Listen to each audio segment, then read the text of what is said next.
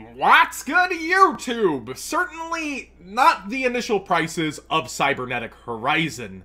We're seeing a $70-ish Boral Sword, and with my code it's only down towards 64, which is close towards what it is at on eBay at 63.50 and 64. My initial advice with Boral Sword Dragon is that if it's not shorter printed, it'll rest where Boral Load was at. But I see a lot of people going, I can't wait to Solemn Strike this or Bottomless this. Do you not realize there's a Nightmare Phoenix in the extra deck waiting to pop your back row and force your back rows? And then I see people going, I'll just Boral Load your Boral Sword. You realize if Boral Sword's out, it's probably game. Probably. So, Boral Sword, definitely deserving of a high price, but as again, one of in most extra decks, I don't necessarily know where it's going to land. It does feel Crystal Wingish. It does feel like it should be in the 50 to 60 range. I personally would hold off, and I have this piece of advice for these cards. You're going to have the Megatins soon. You're going to have highly sought after cards like Evenly Matched. Boral Load, I think, will go down quickly because it's a one of an extra decks, and there will be a huge access to it, similar with Firewall. And both those are on a time printer for them having their alter art somewhere down the line. Look at last year with the Megatins and how many cards got reprinted soon after. Look at Foolish Burial Goods this year. I definitely think out the gate, your Boral Loads and your firewalls that you're getting out of these tins, you should trade towards stuff like this, and they'll have a somewhat increased value to start after the Megatins and even out after. So that's definitely what I would do with this card. With the danger cards, I think they'll fall out, and then when the next wave of support is announced, they'll either stabilize or just spike back to this point. I can't see them going much further than this point, of course, unless, again, a combo piece like Nessie is shorter printed. We really don't know, so I'm going to stop speculating in this video on shorter prints. Just a grim reminder of what happened with cards like Impermanence and why they have a higher price. So these top three, such heavy prices, really pretty insane. And then we see the ultra rare starting out. This again somewhat reminds me of Mermails, where we have Neptabyss, but it's stuck in its archetype. Now Jackalope, and this as an engine, could end up in other types. We'll have to wait and see what duelists really create and learn. Now, when you have a top heavy set like this, the amazing things to actually go for are the bottom of the barrel, so to speak. But really underestimated cards, like our Mech Knight of the Morning Star here, at under $10, and then my code gives you 5% off. We got Cyber Rev System at 15, and oh my god, out the gate, Celestial Observatory at 6, and then like the Noble Knight deck base at $7.48 US, and we got the Palladions, which are now Crusadia, the deck, at $6. Yes, there's just really a lot of great opportunities, and then the rest of the set's like under $1. It's actually really awesome to see this start out. Now, a lot of people are saying the set won't be too impactful for the meta besides Boral Sword, and I guess vendors learned from Boral Load and are starting out the gate. And like I said, you actually have a few copies cheaper than what my code will give you on eBay. I'm blessed to have sponsors that don't force me to say anything. It's actually in my contract to say whatever I want to my audience and do what's best for my audience. Boral Sword right now cheaper for a little bit in a few places, and I personally think will be settling down if not short printed. Danger, I think the optimal time to get it will be as it bottoms out until there's hype in the next set for Danger release, so this will probably go down a little bit. Definitely get your team together if you're ordering from here, because you get free shipping over $75 US. Get your team together, kind of piece things together, and then we have I believe like deals of the day that are really good. Like imagine if Rescue Fair, it's not in the Megatins. We see it at $3 freaking dollars. Oh man, there are definitely deals to be had to add to your cart throughout the site, but I'm going to advise you guys to avoid the biggest cards for now, except if Boral Sword turns out, you know, it could actually be a $75, $80 card if it's shorter printed. Looking through the market, I noticed something really interesting, and I'm actually gonna make sure all my tabs are refreshed here as we go. Destiny Hero Malicious is extremely low quantity for a lot of them. 16 prices for the Raw Secret. That's, you know, very few prices on a card like this. The DLG one super rare at 8 prices. That's not too surprising. But what is very surprising is its newest printing from Destiny Soldiers only has 9 prices and is starting at $4.49. Malicious is amazing for link summoning. It definitely is better with Summon Sorceress out. My thoughts here are, there's a hero structure deck coming out for us in the legendary decks. I feel like they've done a really good job of putting cards like this in decks like that recently. If this misses the mark, it could go insane due to the low quantity and the high demand for it. If it is in there, the price will stabilize, and people will only want the best holo variants. I mean, the old DT looks great. 23 prices, but it's very up there versus its market price overall. And we see very limited quantities from each seller. Mystic Gaming being the only one on the front page with a playset. And then we see Ultra Maliciouses, of course, way up there versus market price as well. Even the commons, low quantity, 21 total. Definitely a card to think about moving forward with Summon Sorceress. Could end up in many a deck that wants to abuse her in the Warriors. And refresh on eBay to make sure. Yeah, we still have, like, commons near mint here, 325, 325. But the cheapest holo here at 350 by Zangoose. Him and I actually had a talk. We talked things out. I still don't like his practice where he, like, names other things in titles sometimes. But I do understand his grind, so sorry to be so hard on you, man. But it was also a little personal from an order way back when that he took a month to get to me. And then we see other things like super rares here. So it does quickly, like, you know, there's still access at eBay on like $3 for commons, but do note that it's kind of going up over a lot of the different holo copies. It's edging up over here. And where to realistically think about this, it's really good for link summoning. It's a brick when you draw it, but more and more we see things get out of your hand with stuff like Firewall when you do brick, so take it as you will. A lot of people wanted me to cover Invocation and Mechaba and how far they've fallen. Of course, with Shadows of Valhalla making this so easy to get, even with our Mech Knight Link monster out and people perhaps wanting it now, it was destined to fall and probably continue falling. It's at the 13, 14 point right now. And my advice on the ultis is it's really weird because we get the Link monster, right? But it's only really up there because there's only 2 versions of Invocation and they're both currently hard to get. So where will the ulti go? I think it might stay around the same, if even dip a little. But if the deck starts doing well, do expect the ultis to go up. But I think it's going to take some proof in that pudding.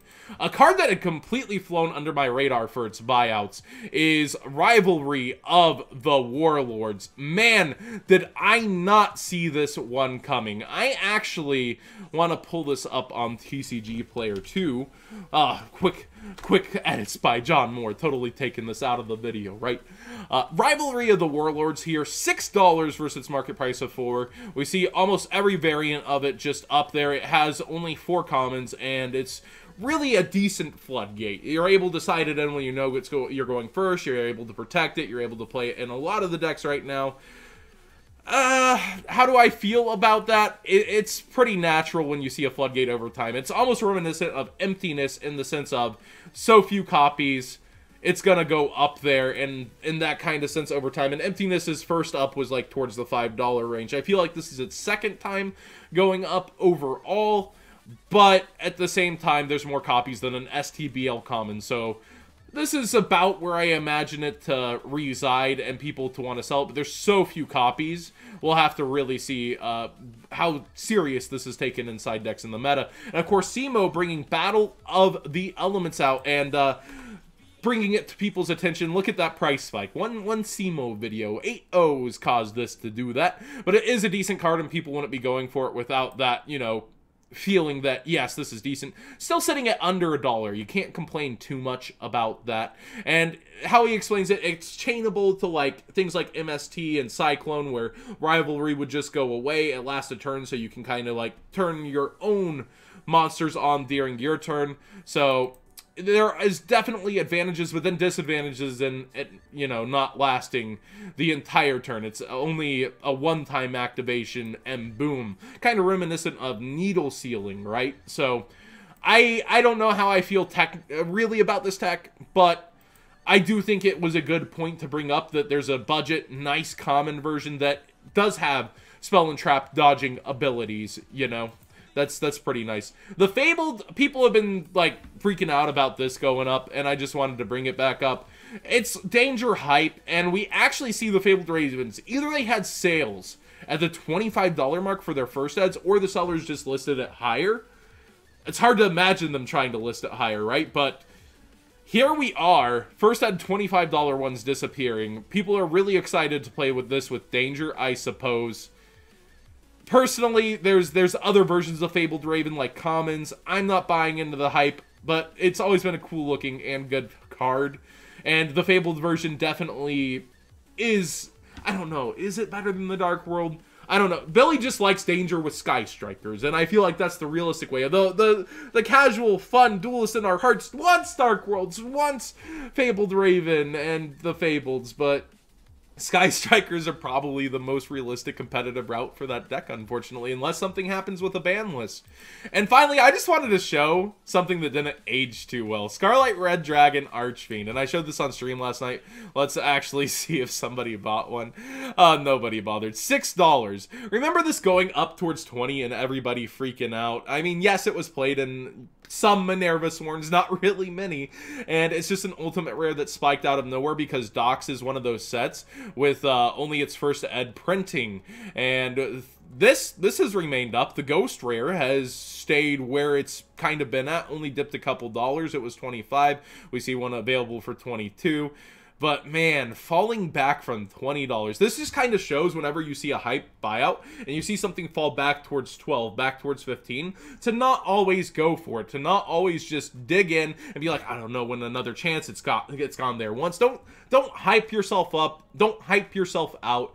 Just wait sometimes and good things happen. Now with older ultimates, the quantities just can't self-replace, and that's why things happen. Like somebody was freaking out about Cybernetic Magician. Well, okay, I've actually got it. I've seen this like multiple places, and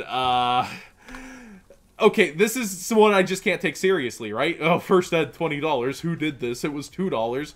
Like, look. There's a DR4 one now unavailable. Unlim near mint $3. I showed that last night. Like, you can just make these disappear so easily on old ulties like this. Like, almost every old ultimate. If we go Suzuki Samurai #4, one of my favorite cards. If we go and look at the ultimate rare, and we look at the quantities, like, look, it's market price, $1.22. But will it be? Let's go find the lowest unlims even. Oh, wait, nope, we're still going. We're still going near mint. Almost $4, you know? And then we see the first ed. $4.20, blazing it. Probably somebody from the stream. And then we see $4.50 towards $5. One of my favorite ultis, obviously never going to do anything in the game. Didn't really even have a stint in the competitive game. It was a fun tech and goat format for me, because if you call it right, the cards don't flip. And then usually if it deals with one thing, they then have to deal with it. DD Assailant was running around. It was really funny when this would beat Assailant and Warrior Lady and cards like this. But, again, a complete chance card. Just a meme card.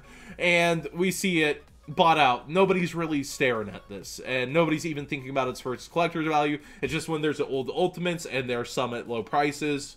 Feels like this is happening to them.